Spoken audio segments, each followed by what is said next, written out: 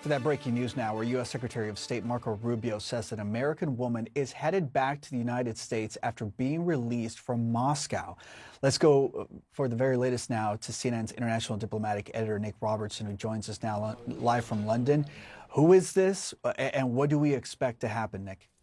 Russian-American woman, Zhenya Karolina, been detained since early last year, early 2024, sentenced in Russia in August last year to 12 months, for 12 years rather, for donating when she was in the United States around about $50 to a Ukrainian support charity. So when she was sentenced, the Russians sentencing her for essentially, supporting the enemy, if you will. And that was why she got the 12-year term. Wrongfully detained is how Marco Rubio has framed it. She's on a plane on the way home now. This appears to be in the context of those talks that are expected and are underway right now in Istanbul between Russian and U.S. officials about improving the operations and of embassies and diplomatic relations. It appears to be part of a confidence-building measure, if you will. We don't know at the moment precisely if or who was released from the U.S. side in exchange for Zhenya Karolina, but that's the usual way that these exchanges or these releases happen. If we go back to February, U.S. teacher Mark Fogel, wrongfully detained in Russia for several years, was released in exchange for a Russian in U.S. captivity. Fogel, when he came back, and I think this will give us an insight what to expect later today. Fogel was filmed by the Russians being taken to the airport, being put on a plane. And of course, when he arrived in the United States, he went to see President Trump at the White House. So for President Trump, this will be very likely characterized as a positive step in the improving relations with President Putin and Russia. But of course, it comes against a backdrop where President Trump wants Putin to agree to an unconditional ceasefire in Ukraine, as the Ukrainians have, but Putin is yet to do that. In fact, the evidence has been a sort of a doubling down, if you will, and an increase in civilian casualties in Ukraine over the past month. But this is a significant development.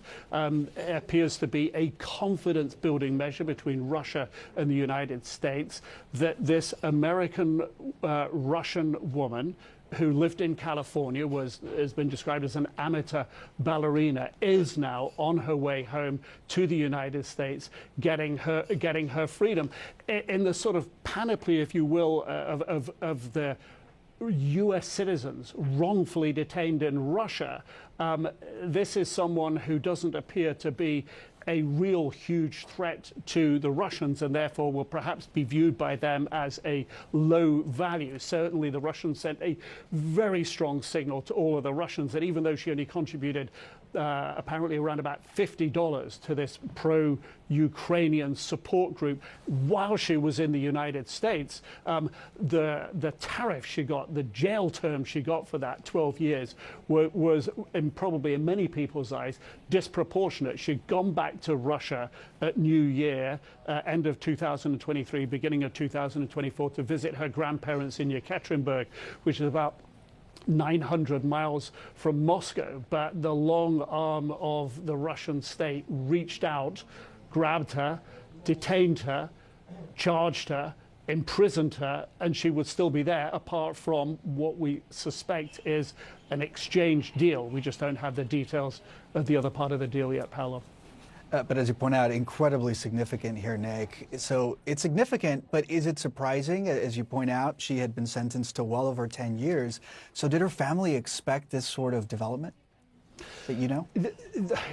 We don't know, because we don't know the conversations that are being had behind the scenes. Look, President Trump has set a very high bar on bringing U.S. citizens wrongfully detained around the world, bringing them back home. He not only sets a high bar wanting to achieve that, but it's something that he trumpets when it's been achieved. President Biden did the same sort of thing. You can look back to last year where the Wall Street Journal reporter was brought back in, again, a prisoner prisoner exchange deal after lengthy negotiations, something that was sort of indicative of an improving relationship between or a mending of an incredibly fractured relationship between the White House and the Kremlin.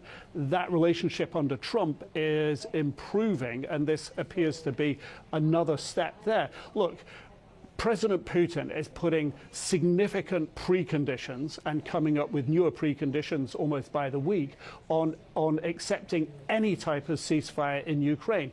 What he wants to achieve is the lifting of economic sanctions, the normalization of relations on the international stage, specifically with the United States, which would include access to embassy, consulate facilities, etc., in the way that Russia had them in the past. The relationship at a diplomatic level with the Kremlin, between the White House and the Kremlin, has seen a pickup since President Trump came into office. This would be perhaps another indication of that. The outcome of the meetings in Istanbul today could also give us an insight to where that relationship is going, but it is still a very fraught relationship. Just a couple of days ago, the beginning of the week, President Trump was criticizing Russia for its uptick in targeting and killing Ukrainian civilians in missile strikes. So there's still tension, disagreement in that relationship.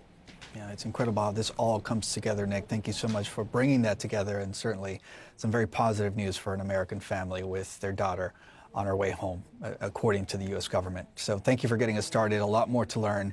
We'll check back with you.